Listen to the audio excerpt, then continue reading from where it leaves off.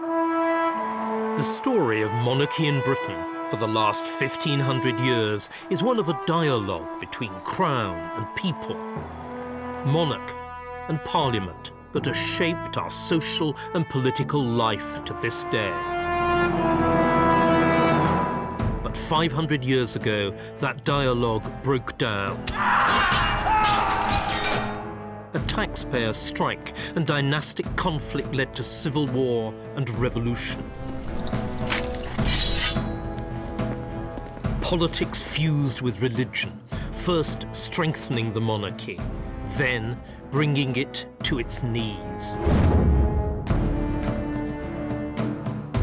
In this revolutionary period, the monarchy acquired a potent new symbol, an elaborate, outsized crown made for the Tudor dynasty. Known as the Crown Imperial, it came to represent the monarchy's inflated claims to rule church as well as state, and Scotland as well as England. But the very scale of the Crown's claims triggered an equal and opposite reaction. And within 100 years, a king was beheaded, the monarchy abolished, and the imperial crown itself was smashed and melted down. This series tells the story of how and why this happened, of the Tudors who carried the crown of England to its peak, of the Stuarts who united England and Scotland, but eventually mishandled both, and of the Revolution, which tried but failed to extirpate monarchy in Britain.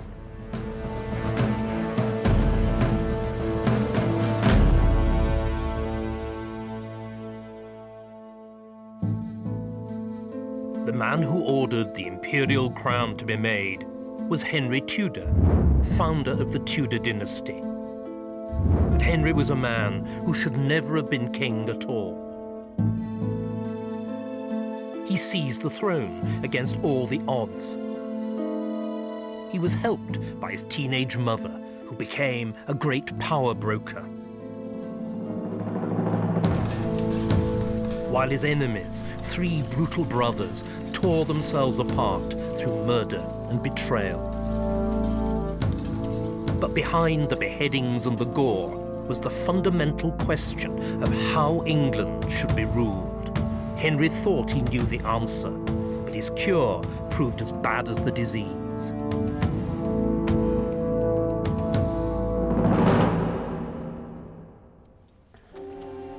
The story begins 5 years before Henry Tudor's birth, when a 9-year-old girl was summoned to court. Her name was Margaret Beaufort, and with her fortune of £1,000 a year, she was the richest heiress in England.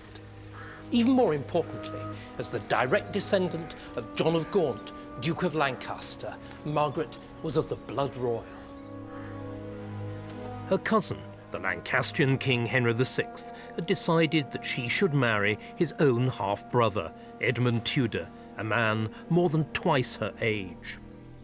It was a sordid mixture of money and power, with the technicalities fixed by a venal and accommodating church. Henry VI was weak. He'd failed in war, was incapacitated by long bouts of madness, and had fathered only a single child, thus leaving the succession dangerously in doubt. The union of Margaret and Edmund would, Henry hoped, strengthen the weakened royal family.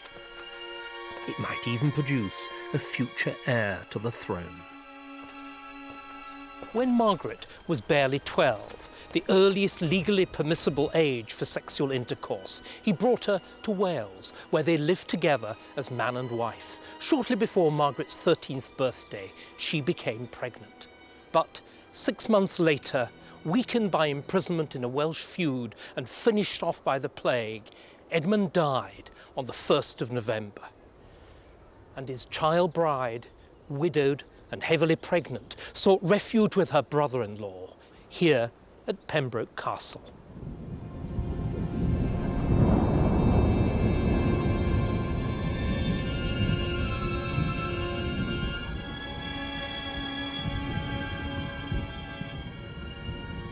And it was in Pembroke Castle, in a tower chamber like this, that Margaret gave birth to the future Henry VII on the 28th of January, 1457. Actually, it was a miracle that both mother and child survived. It was the depths of winter.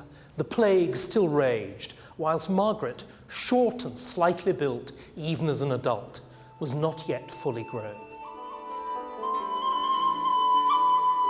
Probably the birth did severe damage to her immature body because, despite 2 further marriages, Margaret was to have no more children. Yet, out of this traumatic birth, an extraordinary bond was forged between mother and son. Behind every successful man, it is said, there is a strong woman. In Henry's case, it was his mother. Margaret would need to be strong because her son was born into an England torn apart by civil war.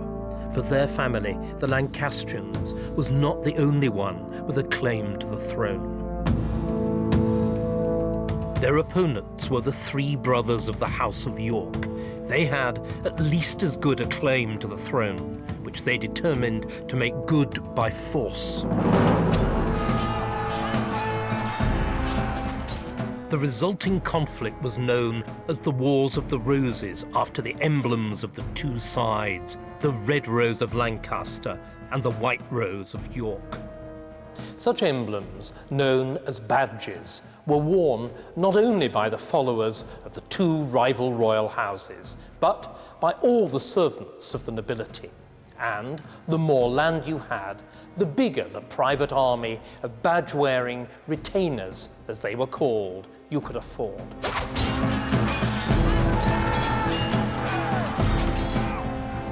The forces of York and Lancaster and their noble allies were evenly balanced, with the result that after 15 years of fighting, the crown had changed hands twice between the Lancastrian King Henry VI and his rival Edward of York, who'd made himself Edward IV.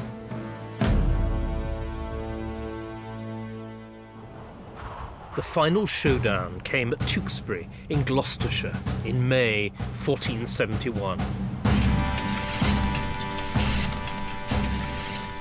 Edward, young, warlike and charismatic, and supported by both his brothers, the 18-year-old Richard, Duke of Gloucester, and George, Duke of Clarence, who was 21, was determined to annihilate the House of Lancaster once and for all.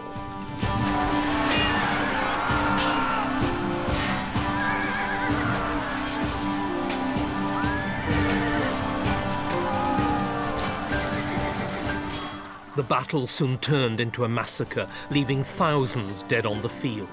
It was a decisive victory for York, a disaster for Lancaster. After the battle, many of the Lancastrians fled to Tewkesbury Abbey, where they took refuge in the church here. Edward and his men then burst in hot pursuit. There are 2 different versions of what happened next. According to the official account, Edward behaved with exemplary decorum, pardoning the fugitives, offering up solemn thanks at the high altar for his victory.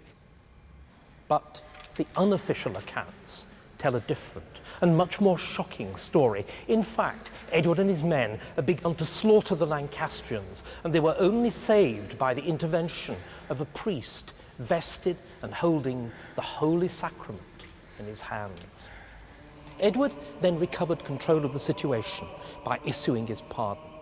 But already enough blood had been spilt to pollute the church and to require its solemn reconsecration. A day or 2 later, despite his promise of pardon, Edward ordered the beheading of most of the remaining Lancastrian leaders. Now, only the life of the feeble Lancastrian king, Henry VI, stood between Edward and an unchallenged grasp of the throne.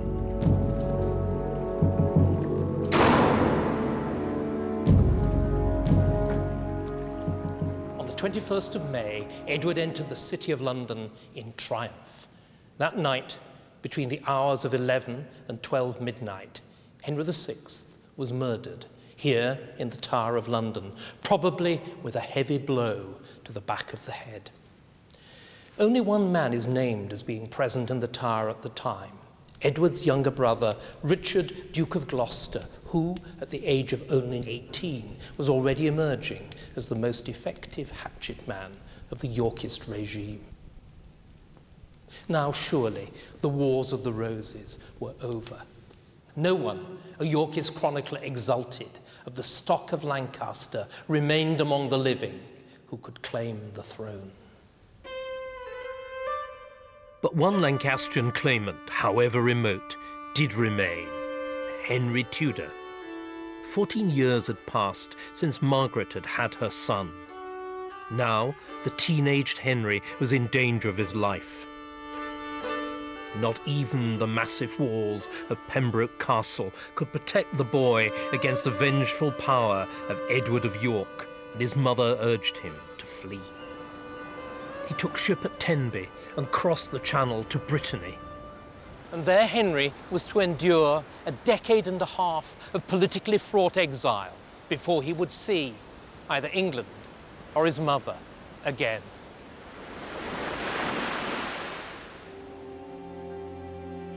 Having annihilated his Lancastrian enemies, Edward IV of York was now king indeed. But the problem of nobles, who were almost as rich and powerful as the king himself, remained. And richest and most powerful of all was Edward's middle brother, George, Duke of Clarence. The man Shakespeare described as false, fleeting, perjured Clarence. The phrase is memorable, but it's misleading. It suggests that the key to his story lies in Clarence's character defects. It doesn't. It lies instead in his position. For Clarence was what Queen Elizabeth I, who would hold the same unenviable place herself, called the second person. His title, Duke of Clarence, was the one that was given in the Middle Ages to the king's second son. As such, he was endowed with vast estates and many grand castles like Tutbury and Warwick. Here he kept what he called his court, with a state that was almost royal. And only the life of Edward himself, and in time Edward's two young sons, stood between Clarence and the royal throne itself. Some second persons were content to remain merely loyal lieutenants. Clarence wasn't one of them. To undermine his brother, Clarence started to stir up old, dangerous rumours. Rumours that cast doubts on the legality of Edward's marriage to his queen, Elizabeth Woodville.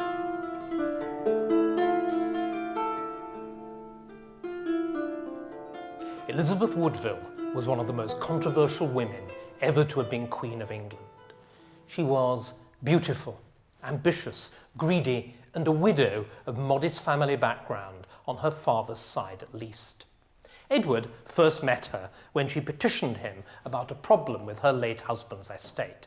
Edward immediately propositioned her, but Elizabeth defended herself, it's said, with a knife. Edward, as seems then to have been his habit when women resisted his advances, offered her marriage. And the two were married secretly at her father's house.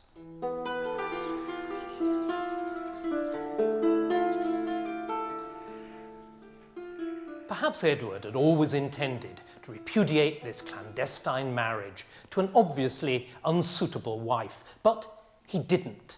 Had the marriage turned out to be valid after all? Had Edward even fallen in love? At any rate, 6 months later, the marriage was made public and Elizabeth acknowledged as queen.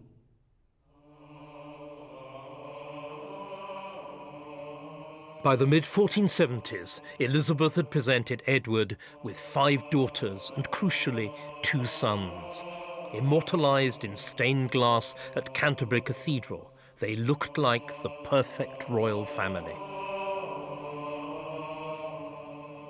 Edward had what every king desired, an heir and a spare. The elder was called Edward, the younger Richard.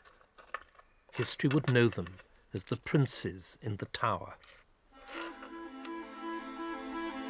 But if their parents' marriage could be proved invalid, the princes would become bastards, and Clarence would be heir once more. So the ambitious second person revived an old rumour that his brother Edward had already been married to another woman at the time he married Elizabeth, thus making the union illegal. The rumour of a previous marriage may well have been true. Certainly, bearing in mind Edward's notorious way with women, it was plausible. That only made it the more dangerous, and by throwing his weight behind it, Clarence had tested his brother's patience once too often. Clarence was arrested and put on trial before a specially convened Parliament in January 1478. Edward had packed the Parliament with his own supporters. He was himself both judge and prosecutor, and no one dared to speak on behalf of the accused but Clarence himself.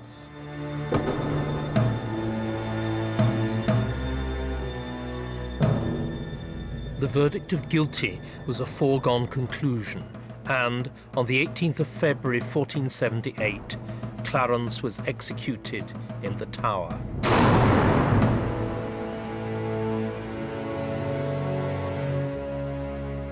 The middle brother of York was gone. But the problem he represented was not. The monarchy had been further weakened by the Wars of the Roses. Much royal land had been given away to buy support from the nobles, some of whom, like Clarence himself, had threatened to become mightier than the king. Edward needed to strengthen his own position and that of the crown. To help him do it, he enlisted a surprising ally, a man who had spent 30 years working for the enemy. Sir John Fortescue had served as the Lancastrian Lord Chief Justice, had spent years in exile, and had been captured after Tewkesbury. But the king had not only pardoned him, he'd placed him on his council.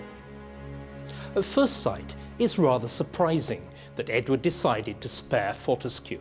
As an enthusiastic hanging judge, Fortescue had planned the judicial murder of the young Edward and the whole Yorkist family. He'd written powerfully and learnedly against Edward's claim to the throne. But Edward set these personal grievances aside. He had work for the old man to do. Fortescue, the leading intellectual of Lancastrian England, would play an important part in the construction of a new, reformed Yorkist monarchy of England. Fortescue could be called England's first constitutional analyst, his key ideas shaped by the years of exile he'd spent in Scotland and France. For his experience of how other countries were governed led him to reflect on his own and to ask a series of fundamental questions. What was unique and valuable about the English system of government? What had gone wrong with it to breed the dreadful malaise of the Wars of the Roses? And how could the disease be cured without killing the patient? Fortescue set out the answers in this remarkable book. It's usually called The Governance of England, but its full title, as it appears in this early printed edition, is The Difference Between an Absolute and a Limited Monarchy, or, in Fortescue's own lawyer Latin, Dominium Regale and Dominium Politicum et Regale. France, Fortescue says, is the supreme exemplar of absolute monarchy, and England of limited. And the key to the difference between the two lies in the rules governing taxation. In France, the king could tax the common people at will, a system Fortescue strongly disapproved of, as it made the king rich but kept the people poor. But in England, the rule, established since at least the 13th century, was that the king could only tax with the agreement of Parliament.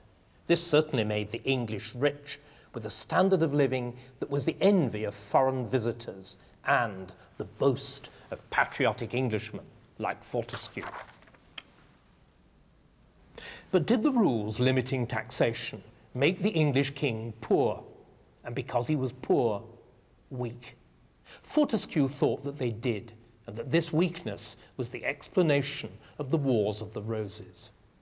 The issue was the relative imbalance of wealth and power between the king and his greatest subjects, the nobility. The king was relatively poor, whereas a handful of the nobles were extremely rich, which made them, in Fortescue's phrase, overmighty. One solution would be for the King of England to follow the path of French absolutism and impose by force taxes that Parliament wouldn't vote by consent. But such a challenge to traditional English freedom would be dangerously revolutionary. Fortescue instead proposed to strengthen the crown within the existing system of limited monarchy. The king, he said, should acquire land and rule by virtue of being the richest man in the kingdom. The execution of his brother Clarence allowed Edward to do just that by keeping Clarence's vast estates for himself. The royal revenues from land now increased rapidly, which meant that Edward didn't need to call a parliament again for the unusually long period of almost 5 years. But land, as Fortescue also understood, was about power as well as cash, and Edward took advantage of his newfound freedom to redraw the political map. He carved England up into territories, each controlled by a trusted member of his own household or family. It was all very cosy, but it depended to a dangerous extent on the force of Edward's own personality. It also loosened ties of loyalty, since it meant that those outside the charmed circle didn't care very much, one way or another, about who the king happened to be. But as long as Edward remained alive and well, none of that mattered, and for the next 5 years the king grew rich, and his Yorkist regime grew strong. It seemed that the Lancastrian Henry Tudor, still sheltering in Brittany, would live out the rest of his life in exile.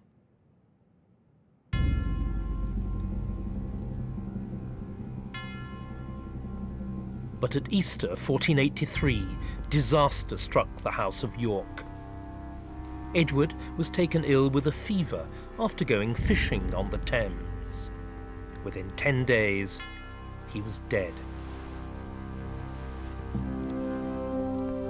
Only Richard, youngest of the brothers, remained.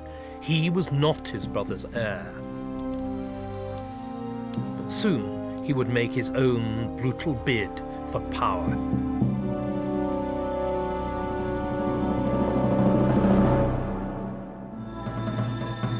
It is spring 1483. After the unexpected death of King Edward IV, all eyes turned west, towards Ludlow in the Welsh Marches, where Edward's son, heir and namesake, Prince Edward, was being brought up. But at 12, was the boy old enough to rule in his own name? His mother thought that he was. Others thought not. And a faction emerged in favour of appointing his uncle, Richard, as protector or regent until the boy was old enough to exercise power himself. But Queen Elizabeth Woodville was determined to get her son crowned quickly, and the council agreed that the coronation should take place without delay. On the 23rd of April, Edward left Ludlow for London, his coronation and his reign. His escort, as the council had insisted, was limited to 2,000 men. It was enough to put on a fine show as the young king took possession of his kingdom. But other of the great lords were able to muster as many men or more. Unbeknown to the boy or his mother, Richard was summoning his own troops. He was heading south.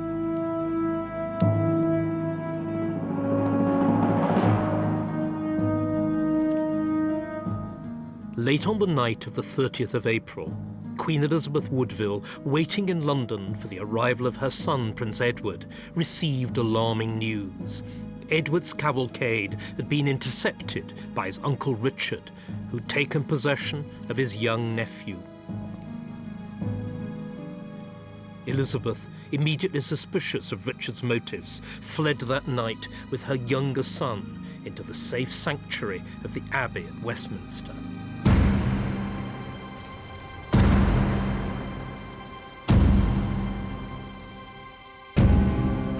Richard entered London with his nephew a few days later.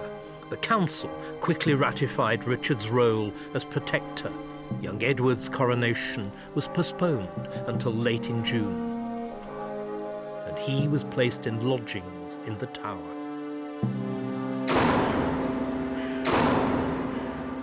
What was Richard doing, and why?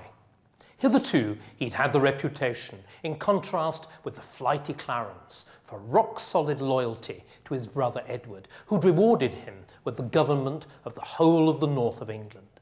There he'd won golden opinions as a fine soldier and a fair judge. Nevertheless, his portrait suggests a man not entirely at ease. He's tight-lipped and he's fiddling nervously with the rings on his fingers. He also had the tic of biting hard on his lower lip and pushing and pulling constantly his dagger in and out of its sheath. Was he repressed, paranoid, a hypocrite with an iron grip on himself? Or did he genuinely believe, in view of Edward's tangled marital history, that he, Richard, was now rightful king of England? On the 10th of June, Richard summoned his troops to London. His bid for the crown had begun in earnest. A week later, Queen Elizabeth was compelled to give up her younger son Richard into his uncle's charge. The young prince now joined his brother in the Tower.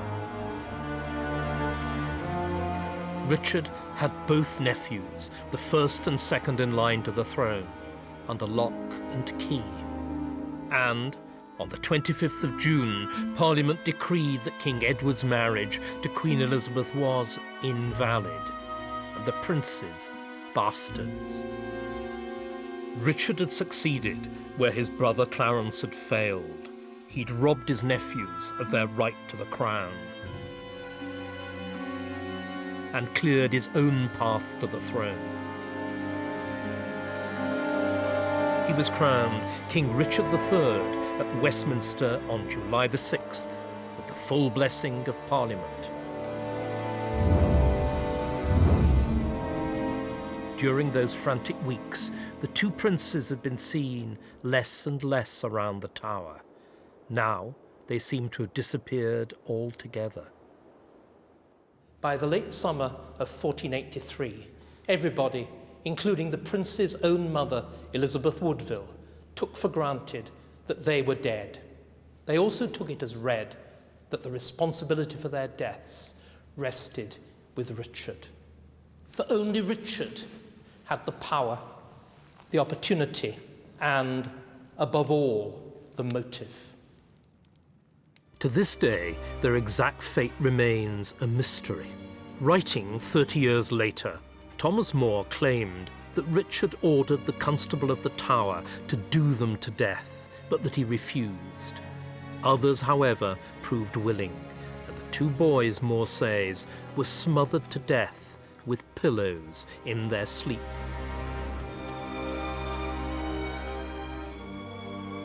His brothers were dead, the princes gone, the crown was his. But apparently doing away with the rightful heirs to the throne was a step too far, and opposition to Richard was growing. Soon he would be fighting to the death for the crown that he'd taken by force.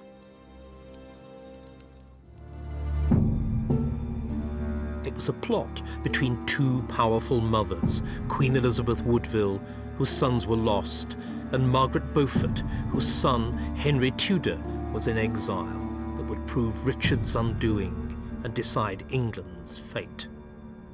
At some time in the late summer of 1483, Queen Elizabeth Woodville, still in sanctuary here in the Abbot's lodging at Westminster, received a visit from a singular Welshman, Dr. Lewis Caerleon.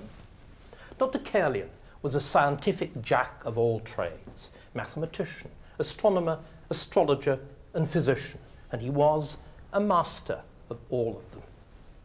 The sanctuary, of course, was heavily guarded by the king's men, but Dr. Caerleon was waved through because he was the Queen's physician. He was also, not coincidentally, physician to Lady Margaret Beaufort as well. And in his doctor's bag, he carried on Lady Margaret's behalf a remarkable proposal that the Queen's eldest daughter, also called Elizabeth, should marry Margaret's son, Henry, and that York, Woodville, and Tudor should join together against the usurping Richard III. That Elizabeth accepted the proposal confirms that she was convinced that her sons were dead. That Margaret made it shows that she'd realised that Richard's murderous ambition had opened her son's path to the throne of England. Margaret, now in her 40s, had been nursing her hopes for her exiled son, Henry Tudor, for years. Now she could put them into practice. His mother's plot underway, the 28-year-old Henry set sail from Brittany, where he'd lived in exile for 15 years, to make his bid for England's throne. On the 7th of August 1485, at Milford Haven, just a few miles from his birthplace at Pembroke Castle, Henry Tudor's army made landfall in the evening. His years of exile were at an end. As soon as he stepped ashore, Henry knelt and, overcome with emotion after his return from a decade and a half of exile, began to recite the psalm, "Judge me, Lord, and fight my cause." Then he kissed the sand and, making the sign of the cross, called in a loud voice on his troops to follow him in the name of God and St. George. It was a magnificent beginning for a would-be King of England. But only 400 of Henry's men were English. Instead, most of the rest of his little army of 2,000 or 3,000 were French, and they'd come in French ships with the aid of French money and the blessing of the French king. Indeed, most of Henry's own ideas about kingship were probably French as well. So just what kind of King of England would he be, assuming, that is, that he was able to wrench the crown from Richard's powerful grasp?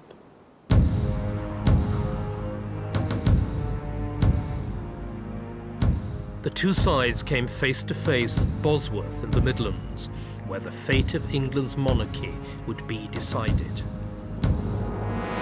The battle began when the vanguard of Richard's army, thinking to overwhelm Henry's much smaller force, charged down the hill here.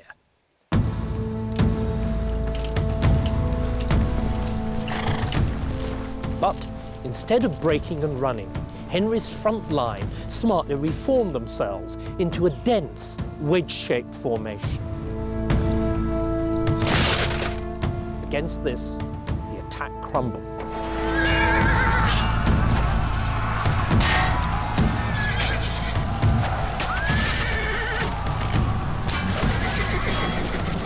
Richard, high up there on Ambion Hill, now caught sight of Henry with only a small detachment of troops at the rear of his army. With courage or desperation, Richard decided that the battle would be settled by single combat. Richard with Henry, wearing his battle crown, with a light robe with the royal arms over his armour, Richard led a charge of his heavily armed household knights down the hill.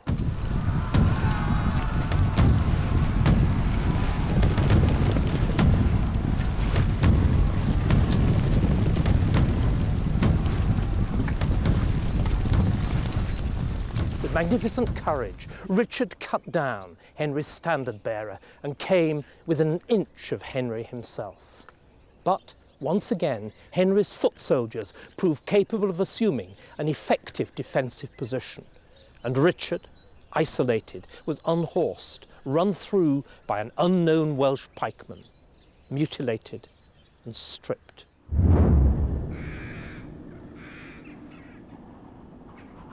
The third and last of the brothers of the House of York was dead. By his reckless ambition, Richard had split the Yorkist party and handed victory and the crown to Henry Tudor.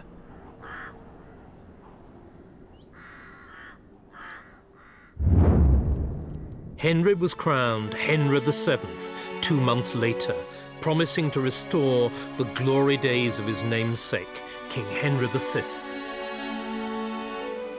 The symbolic union of York and Lancaster was made flesh in January 1486, when Henry Tudor married Elizabeth of York, just as their respective mothers had planned.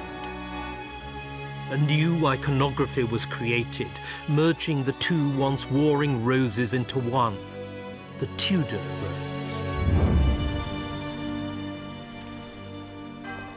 But 2 years after the wedding, Henry ordered a new, ostentatious crown to be made, one that hinted at political ambitions that went well beyond Fortescue's limited monarchy. The crown was soon known as the Crown Imperial. Its unusual size, weight and splendour symbolised the recovery of the monarchy from the degradation of the Wars of the Roses, while the French fleur-de-lis, alternating with the traditional English cross round the band of the crown, looked back nostalgically to England's lost conquests in France. But might there be more to it than that? Henry had witnessed at first hand the powers of the absolute monarchy in France, and, some said, he liked what he'd seen. Might the imperial crown be the means by which these ideas, as Fortescue had feared, could be smuggled back into England?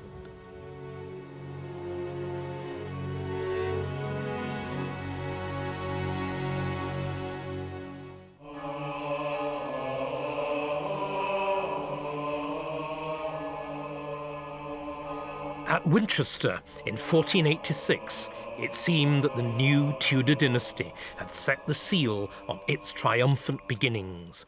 The Queen had borne King Henry VII a son and heir. He was named Arthur, and his christening at Winchester Cathedral was designed to signal the start of a new Arthurian age. The baby's godmother was the Yorkist Dowager Queen, Elizabeth Woodville, whose kinsmen also played their part. King Henry had, it seemed, ushered in a new age of reconciliation, but it was to be short-lived.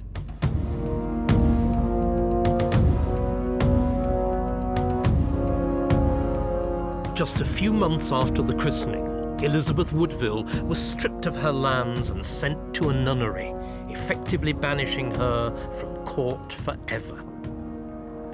What had happened? It was, almost certainly, because there were too many Queen Mothers and would-be Queen Mothers around. For Elizabeth Woodville, in her moment of restored glory, had reckoned without her sometime fellow conspirator, Lady Margaret Beaufort. Henry VII had already honoured Lady Margaret with the title of My Lady the King's Mother.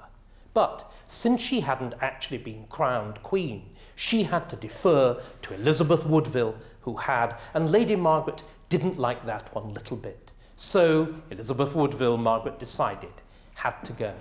Indeed, Margaret gave precedence, only reluctantly, to Queen Elizabeth of York herself. She wore the same robes, signed herself Margaret R, and walked only half a pace behind the Queen. Lady Margaret, in short, was proving to be the mother-in-law from hell. Margaret's behaviour was a political disaster. She was the heiress of the House of Lancaster. The humiliated Elizabeth was of the House of York, and the Yorkist nobility felt spurned too. Henry's dream of reconciliation was fading, and within a year he faced a major uprising by rebellious Yorkists, which he only narrowly beat off. But in 1491, foreign affairs intervened. The French invaded Brittany, where Henry had spent his exile. Hoping to strengthen his position at home through victory abroad, Henry followed the traditional path of declaring war on France. The result was a curiously half-hearted affair. A reluctant Parliament made part of its grant conditional on the duration of the war, whilst Henry himself delayed setting sail for France until almost the end of the campaigning season in October 1492. 3 weeks later, the French offered terms, and on the 3rd of November, Henry agreed to withdraw in return for an annual payment of £12,500. The English soothed their injured pride by calling the payment a tribute, but the world knew better. Once, the English armies had aroused terror throughout France. Now, they were a mere nuisance to be got rid of by the payment of an easily affordable bribe. It was a sharp lesson for Henry. England's limited monarchy couldn't match the financial and military might of French absolutism. Now he'd failed to achieve glory in war and failed to unite York and Lancaster. There was nothing left but to lower his sights and return to the financial methods previously advocated by Fortescue and implemented by Edward IV. But he did so with a novel degree of personal involvement, as each surviving account book of the Treasurer of the Chamber shows. Henry has checked every single entry in it, and to confirm the fact, he's put his initials, HR, known as the sign manual, alongside. Indeed, he had to make the sign manual so often that he changes his style of handwriting from this rigid grid here of laborious separate strokes to a much more fast, fluid, cursive hand here. It was privatised government, medieval style, with England run as the king's personal landed estate. It would make Henry rich, but would it make him secure? Events showed not. In 1497, he faced another rebellion. This one nearly cost him his throne. The uprising was fronted by a ghost from the past, a man claiming to be Richard, Duke of York, the younger of the princes in the Tower, returned from exile to claim his crown. He was a fraud, a Fleming called Perkin Warbeck, but he had powerful backers, the Scots, who threatened to invade England.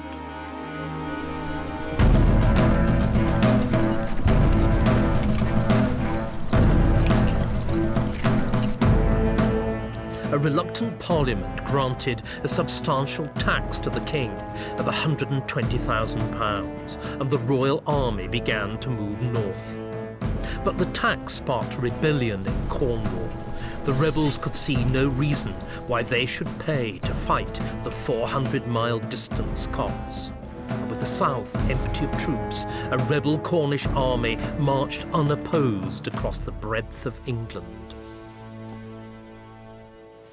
As the Cornish rebels approached dangerously near London, Queen Elizabeth of York collected her beloved second son, Prince Henry, from Eltham and took refuge with the boy in the Tower. It was a close-run thing. If his father were to be defeated, Prince Henry would share the fate of his Yorkist cousins, the princes in the Tower, and be done to death in the grim fortress.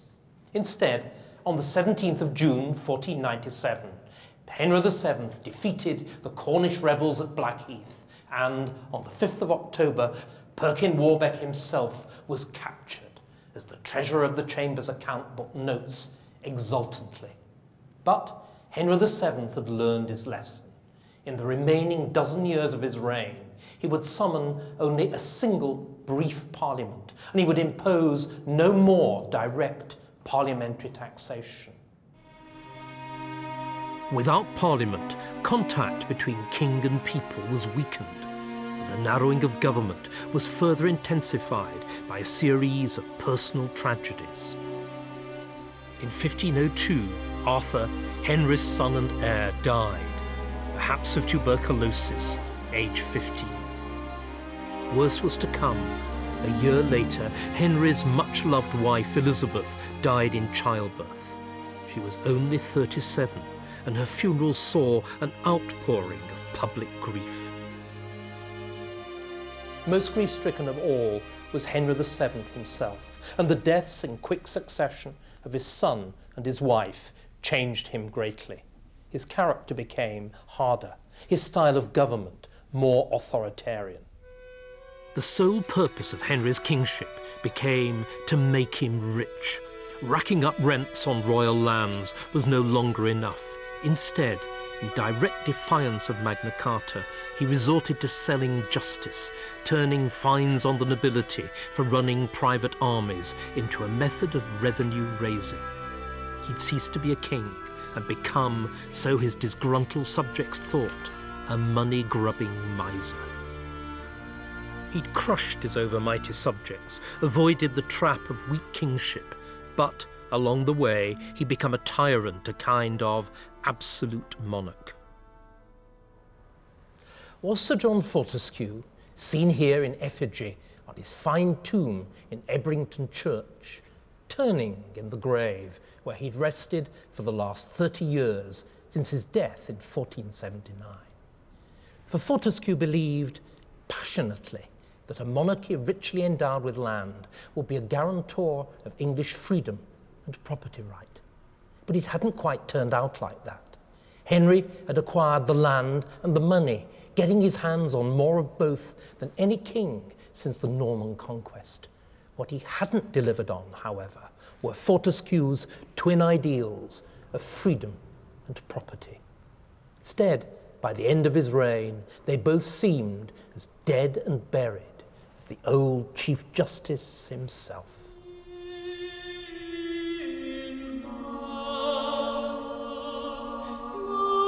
Henry died on the 21st of April, 1509. He'd reigned for almost 24 years. Henry was buried here next to his beloved wife in this magnificent lady chapel he commissioned at Westminster Abbey. A few feet away would soon lie the other significant woman in his life, but for whom he might never have been king, his mother. Henry died in his bed, and he died rich.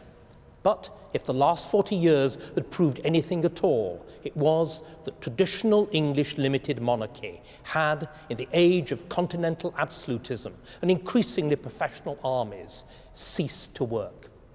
Henry's successor would give it one last try, and then, to his surprise and everyone else's, he would create a new, revolutionary imperial monarchy. This successor was Henry's second son and namesake, and, reigning as King Henry VIII, he would change the face of England forever.